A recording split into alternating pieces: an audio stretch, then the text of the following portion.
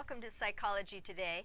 This is a show about bicycling in general and specifically about bicycle safety. Thank you for joining us. I also want to thank our crew for doing all the hard work behind the scenes, and also Northwest Bicycle Safety Council that produces the show. I want to thank all of you who came out and participated in Beaverton Banks and Beyond Bicycle Tour on August 24th. We had a great turnout, a beautiful day for riding, and we've heard some really wonderful comments from our ride participants who really appreciated all of our sponsors and the great route and all of the help that was available to them during the ride. You know, such a huge event like that is kind of like childbirth, so we're not really thinking too much about the 2014 Beaverton Banks and Beyond, but before too long we'll be back at it and starting our planning. So watch our show and watch our website for the details of when that event will be coming on in 2014, and it's not too soon to start training for that. Northwest Bicycle Safety Council's last event of the 2013 activity season is on September 22nd, the Trailways with Tualatin Hills Parks and Recreation. We will have a booth there. Northwest Bicycle Safety Council will have a booth there, and we'll be riding on the trail as course marshals. And also our own Bruce Buffington is going to SAG the Tualatin Valley Scenic Bikeway Grand Opening Ride, and that is on Monday, September 16th. The public is welcome. It's an opportunity for you to see the 10th Scenic Bikeway of the state of Oregon. The state of Oregon is implementing a lot of scenic bikeways, and there's one right here in Washington County, and the grand opening is then on the 16th of September. So come on out and see what's going on and explore some of that route. And I'm sure that the Washington County Visitors Association will enjoy your participation.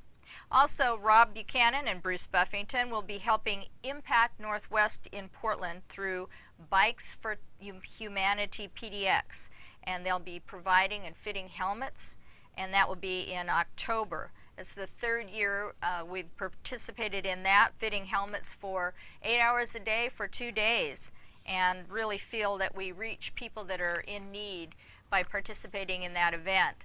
And although we've done our big event ride, we remain active and inspect helmets and make sure that people have properly fitted helmets on their heads.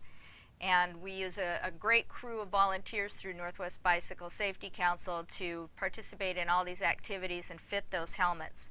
It's all very rewarding, and so much of it is due to you who help us with our events.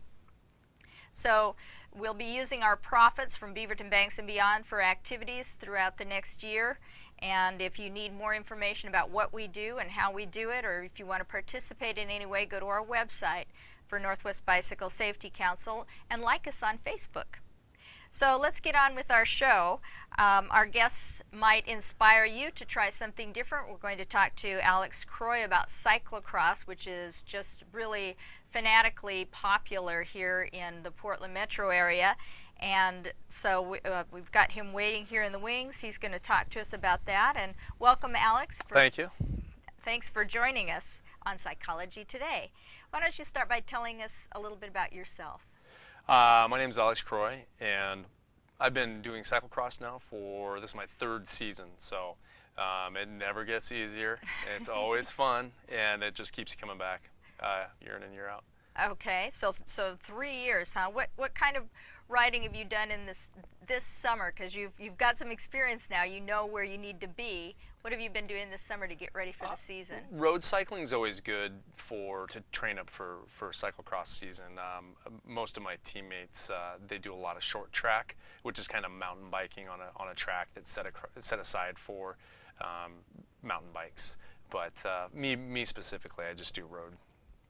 And you mentioned too that you take part in some spin classes. Yeah, and then every once in a while I'll do spin. Try to do that. It helps with base if you just go in there, and I usually take a heart rate monitor in there, and I want to keep my heart rate at a certain level, and that helps to establish your base so that when you're not exerting anaerobic energy, then you can come back to a higher base level. Okay, and we've had somebody on this winter talking about spin classes just for the rest of us too, so those are very helpful. Absolutely. And I think you participated in Portland Wheelman's Pioneer Century in June. Was that kind of the beginning of your training? It actually was. I hadn't ridden a lot leading up to that. I think the holiday season and the winter got the better of me. But yeah, I did the Century. It was a great, kick it into gear event, and then just started my riding from there for the season, which went. Yeah, too late, but next year we'll start earlier. So let's talk about cyclocross specifically. It's a particular style of riding, or actually racing, and it takes part in the fall and winter months. Why don't you describe a typical race for us? Well, the race, the course is typically 2 miles long, and what you do is when they blow the whistle, you just go around the lap, the 2-mile lap, as many times as you possibly can, and the course will include gravel, dirt, grass, pavement, asphalt, bark dust, anything you can think of, it'll be out there kind of in the earlier months of, September, and usually, last couple of years through October, it's been extremely dry. Yeah. So we haven't seen a lot of mud cyclocross until November, and by that time, most of the season's over. It carries out a little bit through November, but then the holidays start to kick in. But so yeah, it's mostly dry this time of year. I guess the only race I ever went to was in the mud, so I guess that's what I think of, but that's not necessarily true. But what attracted you in the first place to cyclocross? Well, I'll be honest, my sister she's a big cyclist and enthusiast, and she started racing 6 years ago. So she kind of got into it and kept saying, hey, you got to try this, got to try it. And so finally, after she got me into kind of road cycling, the next step was to get me into cyclocross, and she finally enticed me into doing it, and so by her encouragement, I got a bike and went out there and raced, and after the first time, I gotta say I was hooked. It's pretty fun. It's you exhilarate yourself to exhaustion, but at the end of it, you get your water and you catch your breath, and it was worth every minute of it. So I know a couple of people that are really kind of thinking about doing cyclocross this year. What's the allure? What do you think is the big hook that so many people are getting into cyclocross? I think it's probably something different for everybody, but I think that there's an element of competition. Unless you're coming in first every time, right? Which very, very few of us do, right? Only one does. And if you're up there in that upper echelon of finishers, then you get up to the next category, because in cyclocross there's categories. And so most of us don't finish, first, second, third, fourth, fifth. That's what keeps you coming back. You want to get, every week you want to get a little bit better, place a little bit better, do what you can to train, and that's really, for me, the competition piece is what keeps me coming back. Some people just like the fact that they're riding a bike off the road, which, believe it or not, a lot of people haven't really done that, and a lot of road cyclists will try it and then they'll love it, because a road bike and a cyclocross bike are very similar. But I would say the competition piece is big for most people. And it is a race, so like you're saying, it is a competition. Are you competing against yourself as well, would you say? Absolutely. You're competing against yourself in the fact that, and granted, the courses always change. So it's not like you can measure yourself this week compared to how you did last week, because every course is going to be a little bit different. You might have big run-ups in one course. You might have sand to run through in another course. So no two courses are the same. So you can't measure yourself that way.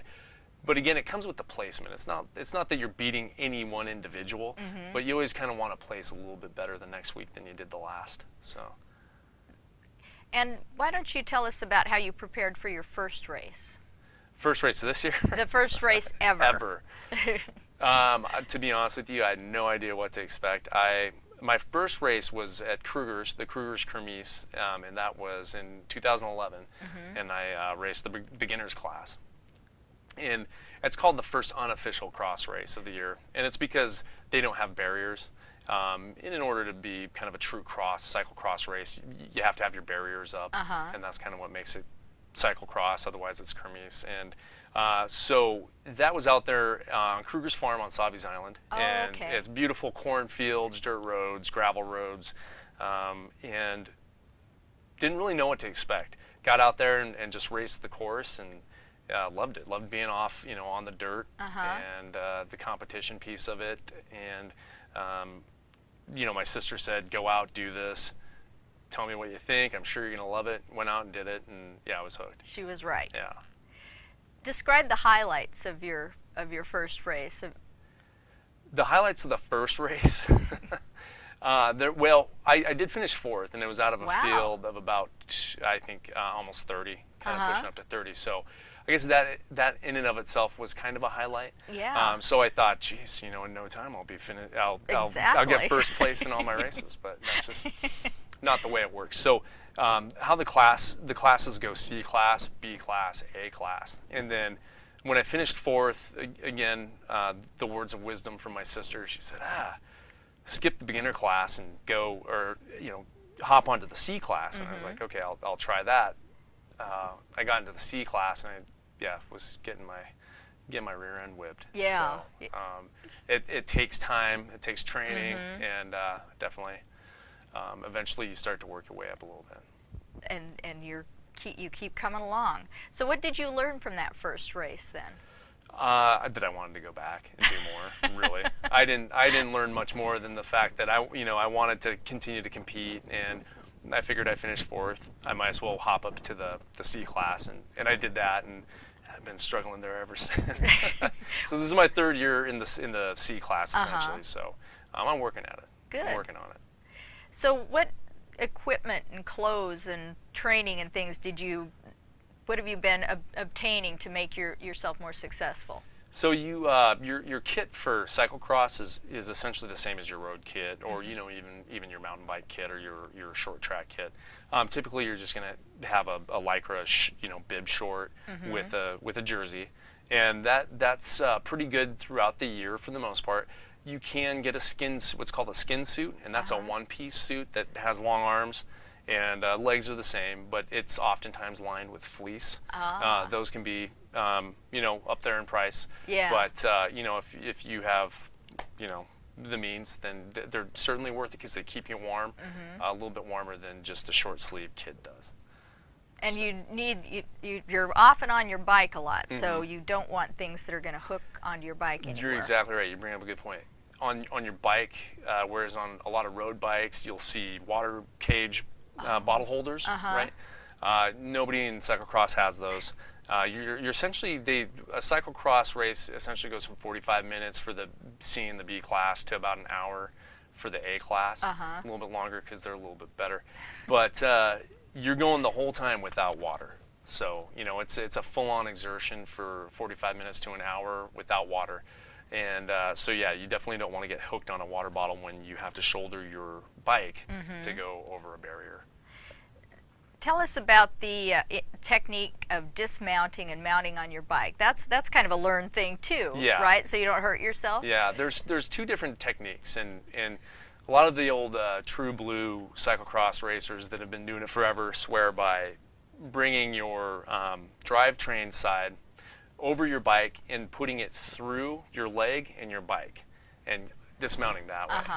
That presents, unless you're a master, that can present a lot of danger. Because if you don't dismount right, your leg's essentially pinned between your bike and your other leg. The way I prefer is the other way, to just swing your leg around the back side of your leg. That way you don't get pinned in case something goes wrong. And again, this is my third year, so I'm not the master that some people out there are. Cyclocross in the Portland area has been going on since, I want to say the 80s, a long time. Yeah. So there have been races for a long, long time. So there's a lot of old savvy masters out there. Is there a jump on the saddle from the back technique? Well, it's kind of called supermaning onto the seat, right? So what you do is when you get over the barrier, get your bike over, make sure your bike's firmly planted as you're running along. You never want to stop. And how you're supposed to mount is simply give a good 2-footed jump. Both feet leave at the same time, and you land square on your saddle. Yes. Which can be painful if you don't do it the right way. Yes, it has to be perfect. You've got to be perfect. You've got to come in kind of like a jet and land it right, because some people come up really high and then smack down, and that's not good. But that allows you to get your feet back in your pedals at the same time, and without losing much motion, continue on your race. Okay. So. All right. So that's interesting. Why don't you, we're talking about some of the techniques. Why don't you kind of describe a course? I know they all vary, but you're talking about obstacles and hills and stuff like that. Why don't you kind of describe some of the things that you encounter? Well, most cyclocross courses have a good run-up in them at some point, which can be a hill that is relatively steep and can be anywhere from 20 yards to 50 yards. Rainier has a really long run-up. It's not so steep, but it's about a 50-yard run-up. I'm trying to think. Hetmere was a race course that I did last week. It's part of the Grand Prix Eric Tonkin series, and they have a huge beach stretch that you get to ride your bike onto the beach through sand, and then you ride kind of where the water meets the sand, so it's at least firm there, and then you have to run off at the end of it, and that's a good probably a couple hundred yards. So that's always a very tiring element to run through. In a couple of weeks, Xandercross is also in this general area. That area was Vancouver Lake. On the other side, you have Frenchman's Bar. There's another race called Xandercross that will be over there that has another huge sand element to run through. So the sand elements are always, they tire you out quite a bit. But typically the courses will start with a chute. All the racers will line up in a chute, and then the course marshal will start the race, and everybody comes out of the chute. And usually the chute will include a good straightaway that usually is about 100 yards or so, and that can typically be the most dangerous part of a race, because that's where you can get your most speed, because it's straight usually, and it's solid. And so if somebody goes down there, it's typically a 10 or 15 person pileup. But once you get around the chute, then they close the chute off, and then they'll circle when you come around to that point again in the race. They'll have you go through what's considered the normal race course. And then there's things that you have to. The obstacles can be the barriers, trees, which hay bales. Sometimes usually it's the seasonal races. You'll see some hay bales, maybe around Halloween hay bales. But typically in the Cross Crusade series, they have their standard barriers, which I should know the height, but it's somewhere around 18 to 24 inches that you'll have to dismount.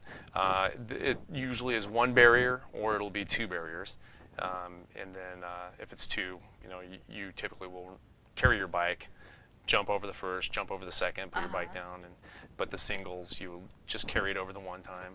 And so those are typically the obstacles that you'll find in a cyclocross course. Other than that, it's just the variance of the different surfaces that you ride your bike on. And in the dry weather, sometimes you can, maybe in the muddy weather, riding up those hills, depending on what the terrain is like due to the weather, you might be able to ride it all the way up, or not necessarily. So in the dry, typically you can ride most of them. In the wet, when it gets really wet, you might, you can have the best tires out there. You can even ride on a mountain bike, but on some of the steep run-ups that get muddy, you won't get up on a mountain bike or a cross bike regardless. So you'll have to run up them, and so running up can be fun. That's where you'll see a lot of slides, people sliding back down with their bike, and there's a lot of blooper reels that you can find if you go on YouTube. There's some fun stuff on YouTube to watch on cyclocross. So on these hills and in the mud, you try to ride up as far as you can, and then you're off and you pick up the bike and you start running. If it's muddy, sometimes you're best off to maybe just start running from the bottom. Okay. Because if you get up and you can't pedal anymore, and then you get off, you might well slide down. I see. But you asked a little bit earlier about equipment. Typically, your cyclocross shoe is going to be a mountain bike shoe, and a lot of mountain bike shoes will come with pegs that you can screw into your toe. And so that makes it easier to run up a hill, because you'll have your peg in there, and so it cleats into the mud and helps you. Sometimes if somebody doesn't have the cleats in there, you know, they can run up, slip down, and do it several times. So that's where a lot of the fun in cyclocross comes in. So let's talk about the machine itself. It's my understanding that anybody can come out. You have to pay certain fees and things, but you can ride it on any bike if you choose to kind of experiment and see what it's all about. But if you're really into it, you want a true cyclocross bike. And what's the nature of that? What's so special about it? So the cyclocross bike is it has the same geometry as a road bike, but the two main differences: in the back, your stay is a lot wider, that allows a wider 35 millimeter tire to fit through. Typically in your road bike, your stay will be a lot more narrow. Your stays will be narrow in the back, and then your fork will be really narrow in the front for a road bike. For a cyclocross bike, your fork's going to be a lot wider to accommodate that 35 millimeter tire, that wider tire to come through. The second main difference will be the type of brake. Whereas on a road bike you'll have a caliper brake, on a cyclocross bike you'll have a cantilever brake, and the cantilever brake is a lot more open, so that mud can't really accumulate in it. Another popular option for a cyclocross bike is a disc brake, and disc brakes they'll be a little bit heavier than a cantilever brake. But they're great too. They won't cake mud. You'll get mud on the outside of them, but the function will always work. So a disc brake's also a very popular option. And weight, because you're going to lift it up? Weight, so if you get your cyclocross bike dialed in, the weight should be anywhere from, you know, much like a road bike. It should be, you know, 17, 18, 19, 20 pounds, you know, depending on how much you want to spend. And it's just the bare bones, no water bottle cages, no little back bag in the none of that stuff. and you don't want that kind of stuff on there, because it's going to do two things. It's going to catch your clothes, like you said earlier, and it's going to catch the mud. And so you'll cake more mud. The more stuff you have on your bike, the more spots for mud there is. And like I said, it usually doesn't get muddy until later in the season. But for the mud races, any little extra surface you have will collect mud. And as you can imagine, the more mud you have on your bike, the heavier your bike is. So. It's getting beyond that 18 pounds or so. Absolutely, much more heavy. Now, last year I went to a cyclocross race that was at Halloween time, and everybody was dressed in costumes, which was really cute. But are there any other kind of oddities that you've seen around at some of the races? Well, so in cyclocross, it's kind of customary to do hand-ups. And you'll see, you know, historically, you'll see hand-ups of donuts or you know, beverages, you know, as the riders come by. In the last couple of years, OBRA, which is the Oregon Bicycle Racing Association, they do not endorse hand-ups anymore. For whatever reason, I don't know. But so the last couple of years, no more hand-ups. You can't hand up donuts or anything to drink. But that is a fun tradition that you'll find in a lot of cyclocross races, that people hand up donuts or bacon. Bacon, of course. And so it's fun. There's a lot of heckling going on. Heckling is very just customary for cyclocross. It's fun to heckle people when they look tired and they're muddy and they look like they want to cry.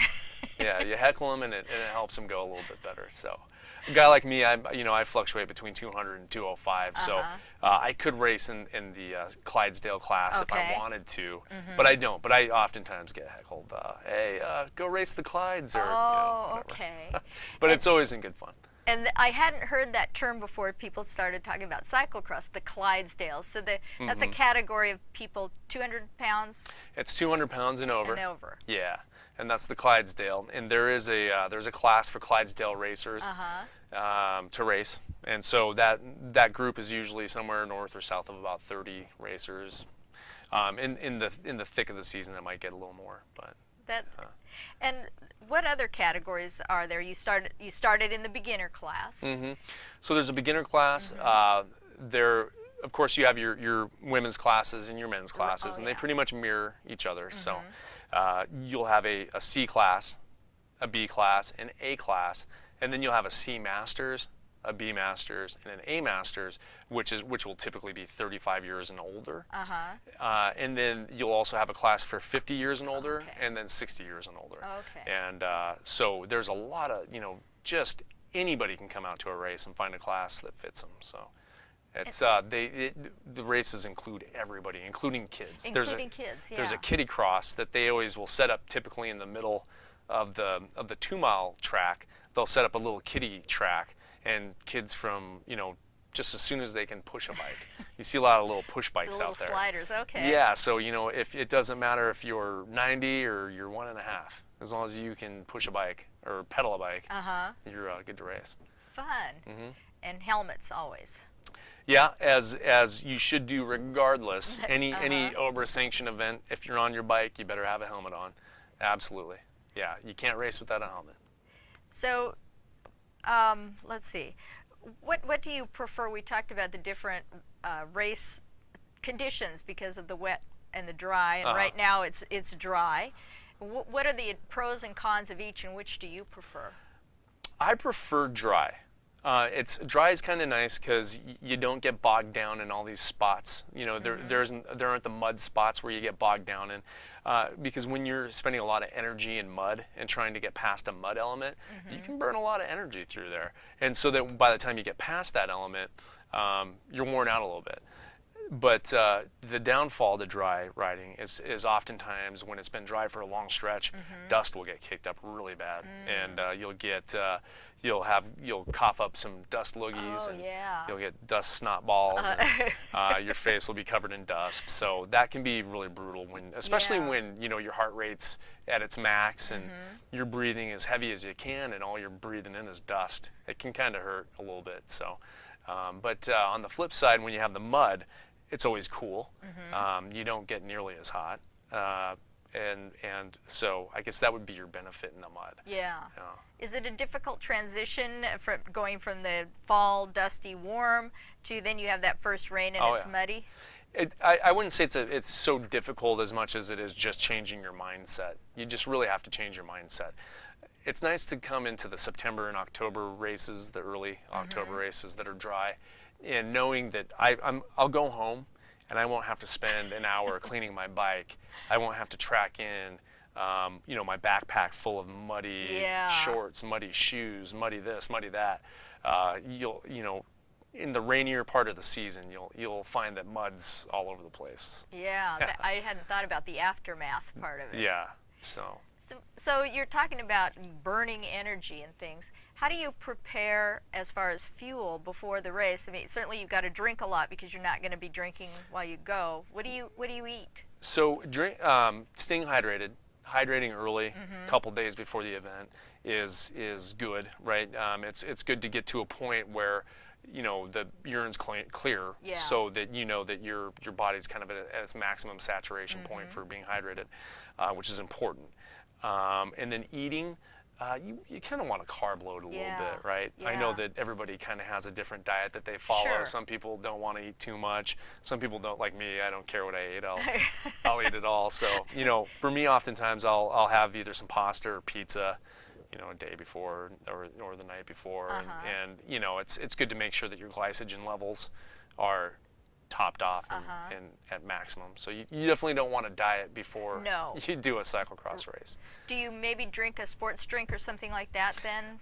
The morning of, and typically the day before, I'll definitely have Gatorade. It's just a good sports drink that has electrolytes in it, right, and can kind of keep you where you need to be hydration wise and sugar wise, and make sure that your electrolytes are in there. So part of the training is getting to know yourself and how you're reacting to the fuel you've consumed, because you can't compensate for it during the ride. Right. So you need to know and deal with it before. Absolutely.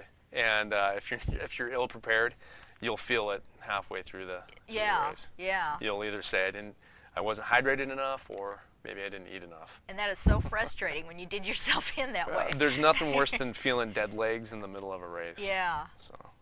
So what about safety elements? We talked about helmets briefly. What kind of other safety elements do you consider in the race? Well, you're not supposed to consider any safety elements in the you're cyclocross not. race. Okay. Other than the helmet, right? Yeah. You know, you got your brakes; those are your safety elements. But truly, if you want to be a good competitive cyclocross racer, and this is where you get to the bigger, you know, the higher classes, the A and the B class. You go as fast as you can on every single part of the course, and that's just the amazing thing about the races is that you'll see a lot of people going down and a lot of people injuring themselves, and you know, you'll see a lot of strawberries at the end of races, and you'll see a lot of broken bicycle parts. And as we were talking a little bit earlier, I had a teammate this last Saturday that broke his wrist because he went down out of the chute, which was a longer chute than normal, and they were probably going between 25 and 30 miles an hour when the lead rider thought the course went to the left and then realized it didn't. Started to turn, straighten out, and by the time he'd straightened out, there was, you know, a 10 bike pile up, and my teammate kind of went down on his wrist and broke it. So, you know, injuries will happen in cyclocross, especially the more competitive you get, the more injuries will happen. Interesting. So, what about bike maintenance? You talked about having to clean the mud and things off your bike after a race. Yeah, and what else? Bike maintenance will be a lot the same as it is for your road bike. You'll always want to keep your drivetrain oiled, right? Keeping good, no creaks in it.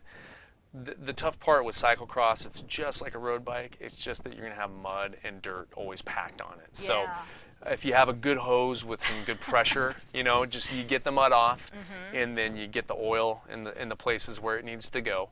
If you have a pound wrench, you want to make sure that everything's torqued. A torque wrench, you want to make sure everything's torqued to specifications, because things can loosen up because they jar quite a bit.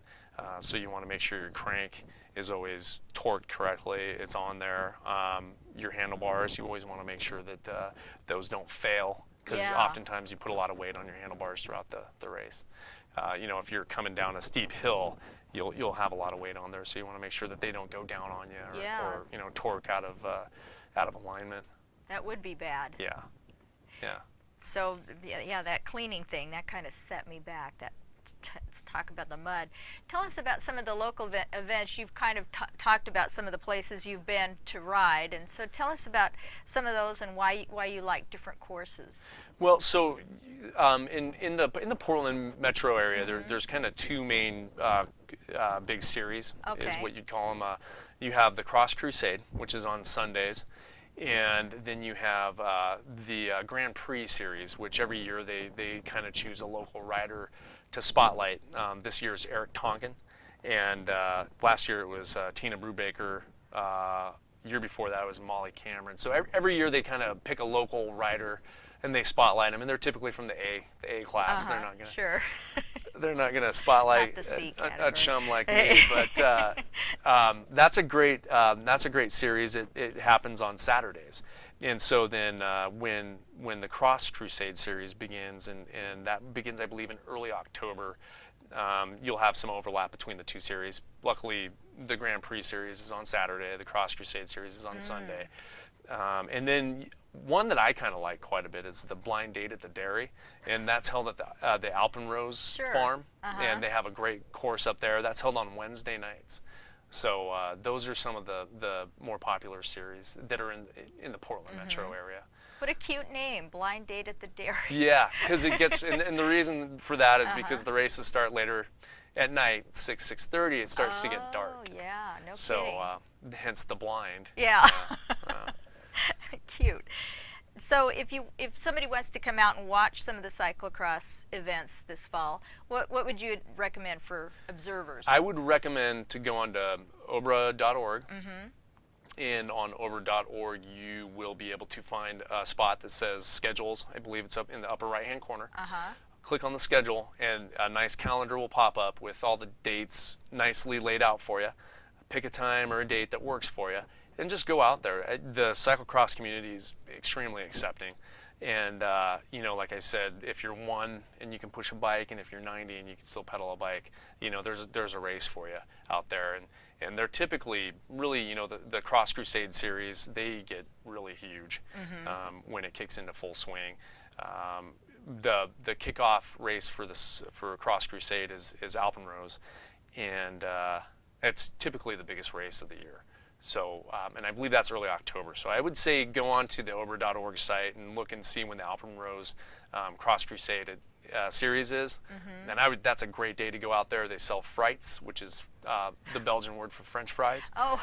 And you know, there's juice and food and just, you know, anything you can think of is out there. And it's always a great environment. Many of the racers will bring their kids, their family, just out to cheer. And another tradition that you talked about is the cowbell, right?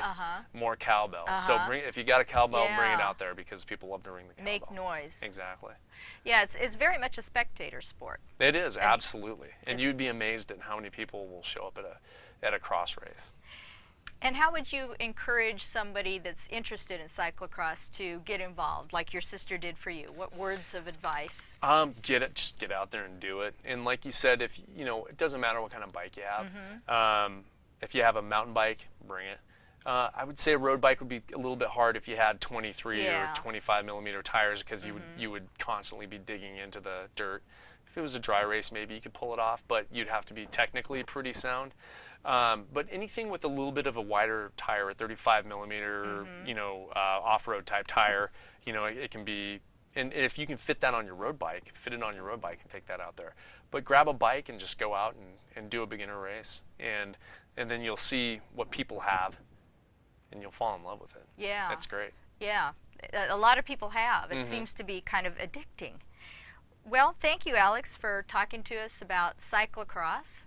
And that's really been an education for me. I mean, seriously, I've been talking to people about this. My son is actually starting this year. Get him doing out there. Cyclocross. Awesome. He's going to do it. He got the bike. So we're going to go to a video now about bike safety. And of course, Northwest Bicycle Safety Council is really into safety. So we want you to watch this video and learn a little bit about how to be more safe on your bicycle. Thank you.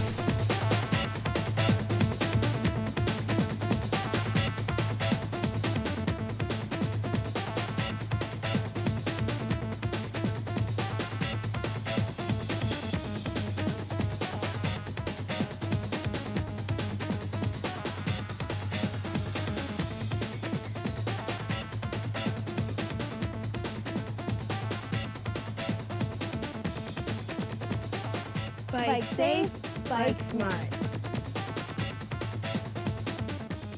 Hi, my name is Xander. And my name's Elizabeth. Over the next few minutes, we're going to have some fun and talk about some pretty important stuff. Some of it you've heard before, but it never hurts to hear it again. And again. And again. So here we go. Did you know that just falling off your bike is enough to get a serious brain injury? So play it safe. Wear your helmet every time you ride. It can reduce the risk of head injury by up to 85%. And that's a lot. The helmet should be snug on your head and sit flat. The strap should form a V under your ear, and the chin strap should also be snug. 2 fingers should fit in between your eyebrow and your helmet. Also, make sure your helmet meets safety standards. Look for a sticker that says CPSC. This stands for the Consumer Product Safety Commission.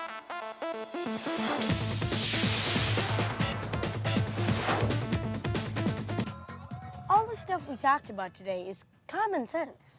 But you still need to think. Be courteous and be predictable by always riding in a straight line. Wear a helmet. And follow the rules of the road. Ride with traffic on the right side of the road. Ride single file. Obey traffic lights and traffic signs. Check behind you before turning.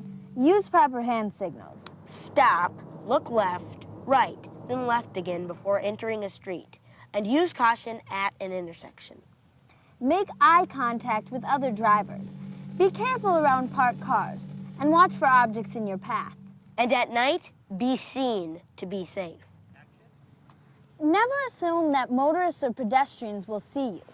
Remember, bikes are smaller than cars, and if there's a crash between the two, any guesses who will win? That's all the time we have. So remember these 4 words. Bike safe, bike smart.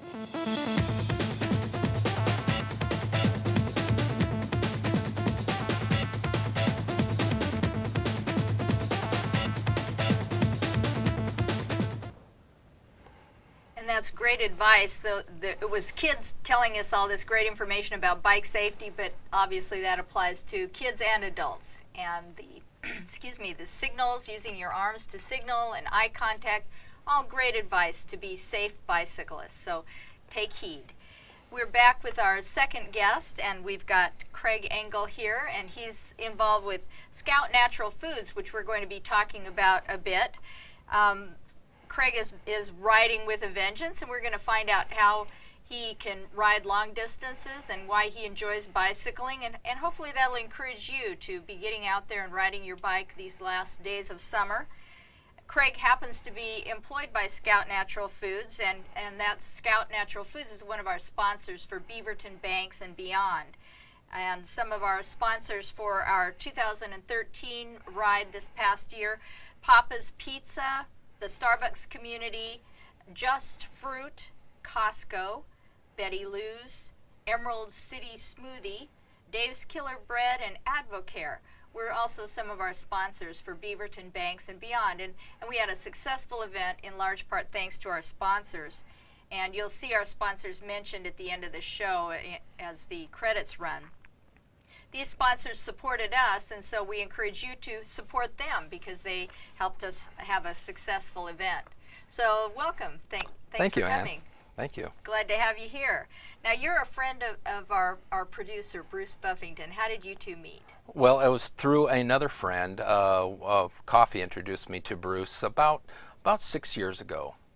Where were you having coffee? Oh, at Bethany Starbucks. You know, the majority of people meet Bruce at the Bethany Village Starbucks. That's why I like to ask, because it's just kind of this little quirky thing about Bruce. I think Starbucks should use him as their poster child. Absolutely.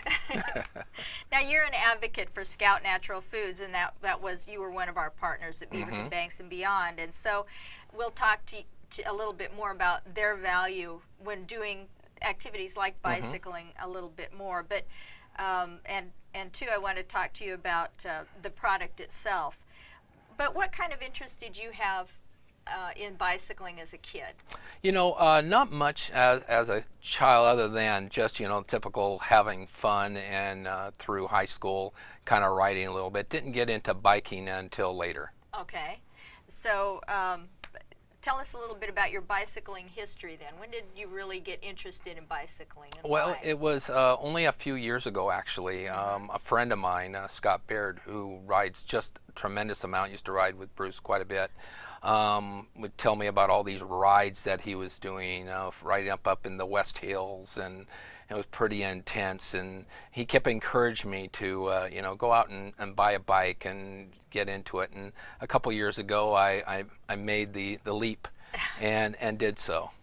And so since then, what kinds of rides have you been doing? Besides with Scott and my wife, I've done anywhere from doing 10 miles in a day to up to 30 plus. Recently in the Beaverton Banks and Beyond run, I rode the 65-mile ride for second year in a row. So I've enjoyed those, but again, it's fun. I ride to and from work when I can, when the weather allows me to do so. And that's about 10 miles one way. So I get a good 3 times a week. I get anywhere from 10 to 20 miles in each day.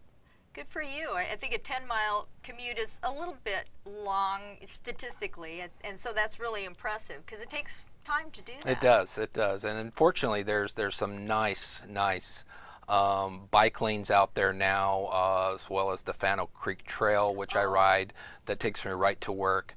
And so that's kind of nice. So there's that safety element that, you're going to be off that busy street, especially that early in the morning. Yeah. Well, you're fortunate. Yeah. You really are. So what kinds of challenges did you have to overcome to get out there and be biking and things? Well, the first thing was just being a little bit afraid whether I would be able to continue to ride, but I'd run out of gas or I'd be walking my bike all the way back. And through the encouragement of my friend, Scott, he would just said, just get out there and start doing it. And so I found myself just taking it at a slow pace. Bruce also helped me with some tips about, just keeping my cadence up and just kind of just take your time working up to your distances as well as the speeds. Well, that sounds like good advice, and Bruce always is very helpful with people. So he's a good person to have in your corner. And so I understand that you had a fall. Tell us about that. Yes, I did. My wife and I, we like to ride on Saturday mornings, usually early in the mornings, and we live in Tualatin. And Jill and I will go out Tualatin Sherwood Road and hit Roy Rogers. Nice, big, wide bike lanes out there.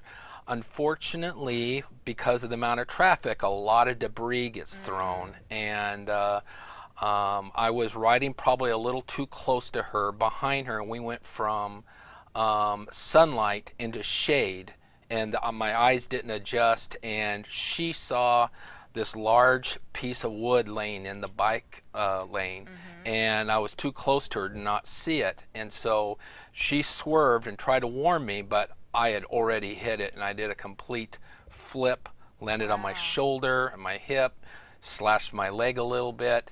I was really fortunate that there were several people, there was a car right behind us and swerved because I got thrown out into the road. Ooh. She swerved around me and stopped, as well as another fellow cyclist that was driving stopped and came to my aid and made sure I was okay. I was, a little shooken up, typical man. I'm like, no, I'm okay, Yes. Type of thing.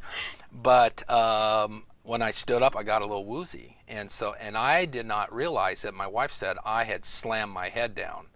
And we got up, started going a little bit farther. I felt it was okay, but when I got to this one rest stop, took my helmet off, and it was completely split down the back, and just made me realize, wow, what if I didn't have that helmet? Yeah. And unfortunately, today I see people riding in my neighborhood, going for a ride without a helmet on. I'm going, you just do not know what you're going to run across on these lanes. You're not prepared for it. You cannot react quick enough to do something like this.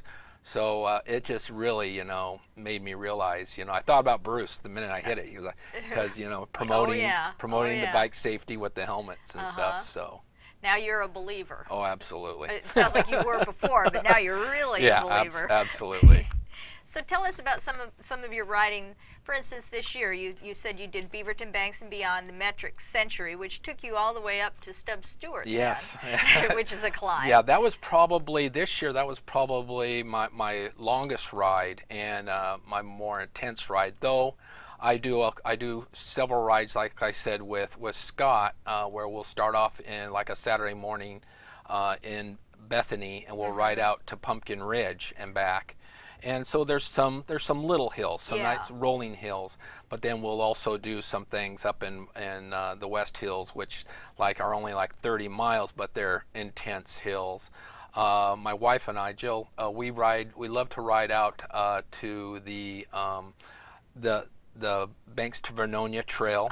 It's just a great ride to drive out, park, start there, gradual climb. That's nice. Also the Springwater Corridor.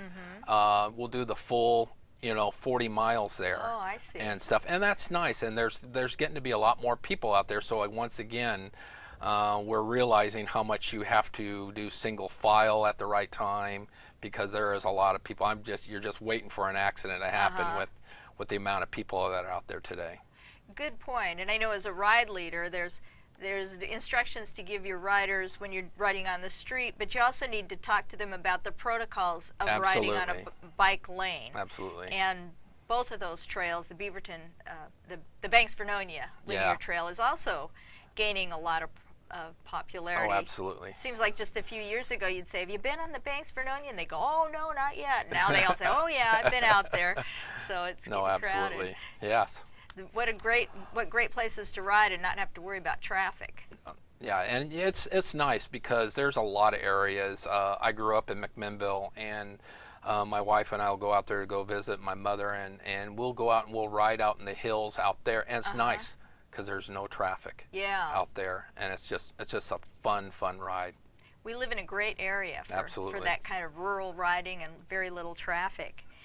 And how did you progress from when you got your bike and to be able to do a metric century? How did you take those steps to get to that goal? Well, I think just mainly trying to ride every day, and like I said, my wife and I will do a 10-mile loop after work, and just that 10 miles, even though we take our time, you know, we now have little speedometers on our bikes, and so we're kind of watching our pace and our time, and I think we're realizing, you know, by doing that, being consistent, I know when I will lay off a couple weeks and get out there and ride, it just seems like my legs are just like jello. Yeah. You know, I'm riding through mud, you know, so but just being, you know, adding a little bit every time to it.